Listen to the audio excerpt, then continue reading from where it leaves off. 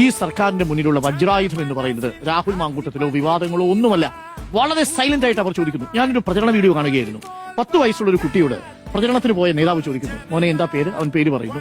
നിനക്ക് എത്ര വയസ്സായി? 10 വയസ്സ്. പവർ കട്ട് എന്ന് പറഞ്ഞാൽ എന്താ അറിയാമോ എന്ന് ചോദിക്കുന്നു.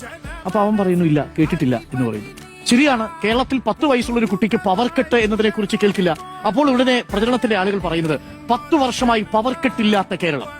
നോക്കണം, ഇന്ത്യയിൽ മൊത്തം മറ്റു സംസ്ഥാനങ്ങളിലെ PSC നിയമനങ്ങളുടെ കണക്കെടുത്താൽ തത്തുല്യമായ കണക്ക് വരും. കേരളത്തിലെ ഒരൊറ്റ PSC നിയമനം, കേരളത്തിലെ കഴിഞ്ഞ 10 വർഷം കൊണ്ട് നടത്തിയ PSC നിയമനത്തിന്റെ കണക്ക്, ഒരു വർഷം 31,815 പേർക്കാണ് കേരള PSC നിയമനം കൊടുത്തത്. മറ്റേതെങ്കിലും സംസ്ഥാനത്ത് അങ്ങനെ കൊടുക്കാൻ പറ്റിയിട്ടുണ്ടോ?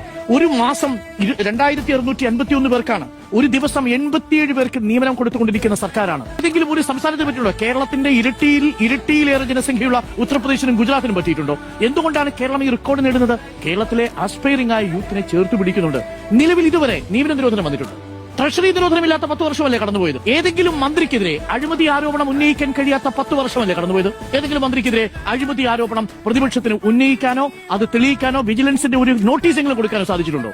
കഴിഞ്ഞിട്ടില്ല. 4,71,000 വീടല്ലേ വെച്ചു കൊടുത്തത്? അത്രയുമാണ് വെച്ചു കൊടുത്തത്. UDF 5,002 വീടുകളാണ് 5 വർഷം കൊണ്ട് വെച്ചു കൊടുത്തത്. ഈ കണക്ക് നമ്മുടെ മുന്നിലുണ്ട്. കേരളം കിറ്റ് കൊടുത്തു എന്ന് പറഞ്ഞുകൊണ്ടുള്ള വലിയ വിമർശനം നടത്തിയ കോൺഗ്രസ് യഥാർത്ഥത്തിൽ ഭയന്നിരിക്കുന്നതല്ലേ?